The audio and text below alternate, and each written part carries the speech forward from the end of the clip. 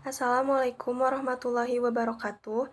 Pertama-tama, kami mengucapkan terima kasih kepada Bapak Yun selaku dosen mata kuliah manajemen logistik yang telah memberikan kelompok kami kesempatan untuk mempresentasikan hasil kerja kelompok kami. Sebelumnya, izin memperkenalkan terlebih dahulu kami dari kelompok 10 dengan anggota. Yang pertama ada Putri Nurselawati dengan NIM akhir 1425. Yang kedua ada Diva Silvana Nurul Ihsan dengan NIM akhir 1422. Yang ketiga ada Cut Yadita Munte dengan NIM akhir 1377. Dan saya sendiri Salsa Nabila Tania dengan NIM akhir 1392 sebagai moderator yang akan memimpin jalannya presentasi pada kesempatan kali ini. Selanjutnya, saya akan memaparkan pengertian dari order processing. Proses pemesanan atau order processing adalah sejumlah aktivitas yang termasuk di dalam siklus pesanan pelanggan yang secara spesifik terdiri dari yang pertama persiapan pesanan, yang kedua pengiriman pesanan, yang ketiga pemasukan pesanan, yang keempat pemenuhan pesanan, dan yang kelima melaporkan status pesanan. Proses pemesanan merupakan faktor penting dalam meningkatkan tingkat customer service karena cepat atau lambatnya pesanan sangat tergantung dari baik atau buruknya melakukan pemrosesan pesanan. Untuk materi berikutnya akan dilanjutkan oleh rekan saya. Baik, di sini saya akan melanjutkan fungsi order processing. Fungsi utama dari sistem proses pemesanan atau order processing adalah menyediakan jaringan komunikasi yang menghubungkan pelanggan dan pemasok. Adapun fungsi order processing tersendiri yaitu menerima pesanan dari pelanggan, memverifikasi ketersediaan barang, memproses pembayaran, mengatur pengiriman, dan mencatat transaksi untuk tujuan akuntansi. Strategi dan prinsip order processing. Strategi yang meliputi 1. Otomatisasi, kedua integritasi sistem, ketiga penjadwalan, keempat pemantauan dan pelacakan, kelima analisis data, keenam peningkatan pengalaman pelanggan. Adapun prinsip, yang pertama ketepatan waktu, kedua kecepatan, ketiga konsistensi, keempat pengelolaan inventaris, kelima kesesuaian, keenam pelayanan pelanggan, ketujuh pemanfaatan biaya. Fenomena masalah pada jurnal utama yang bertepatan dengan PT Industri Springbed di Indonesia. Dalam beberapa tahun ini cukup meningkat. Hal ini disebabkan oleh meningkatnya pertumbuhan penduduk yang menyebabkan pembangunan rumah ataupun apartemen juga ikut meningkat. Dengan demikian, industri Springbed juga ikut meningkat. Suatu perusahaan yang bergerak di bidang manufaktur produk Springbed yang berlokasi di Tangerang, saat ini telah memiliki beberapa cabang di berbagai daerah Indonesia. Setiap pabrik cabang melakukan permintaan sesuai dengan kebutuhannya. Dengan harga yang telah ditetapkan oleh perusahaan, semua permintaan bahan baku dari setiap pabrik cabang akan diterima dan dipisahkan sesuai dengan supplier yang terkait. Data permintaan bahan baku dari setiap cabang dan proses permintaan pada setiap supplier masih menggunakan sistem manual. Hal ini yang menyebabkan seringnya terjadi kesalahan antara pabrik cabang kepada supplier, sehingga bahan baku tidak sampai pada tepat waktu dan mengakibatkan terhambatnya proses produksi. Yang selanjutnya ada tujuan untuk mendapatkan integrasi proses penerimaan permintaan bahan baku dari seluruh cabang dan proses pemesanan bahan baku dengan merancang suatu aplikasi sistem e-purchasing untuk setiap supplier dengan berbasis e-supply chain sehingga proses pemesanan bahan baku dapat dilakukan dengan lebih mudah dan cepat. Yang selanjutnya ada teori.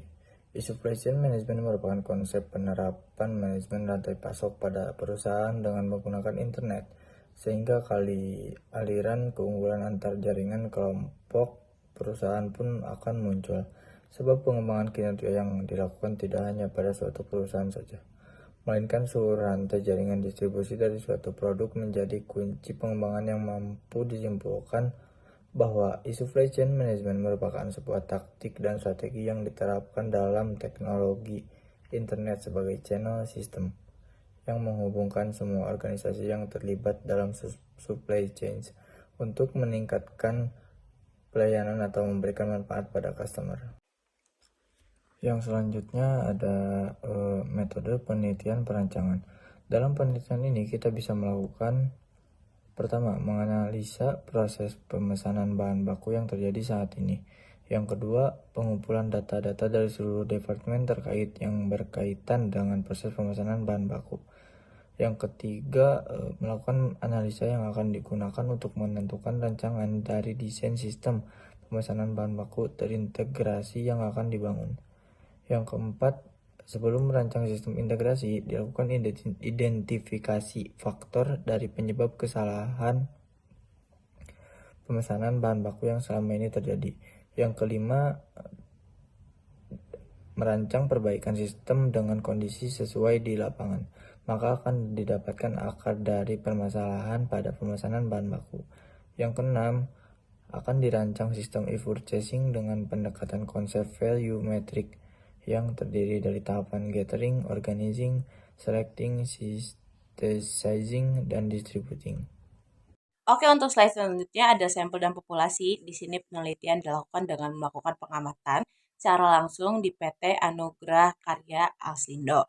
Nah, tujuannya itu untuk apa? Untuk mengetahui masalah-masalah yang ada pada perusahaan tersebut. Nah, setelah melakukan observasi, ditemukanlah masalah yang ada pada industri produk spring bed tersebut. Masalah atau objek penelitian itu berada pada order processing yang ternyata masih dilakukan secara manual. Selanjutnya ada pembahasan dan diskusi jurnal.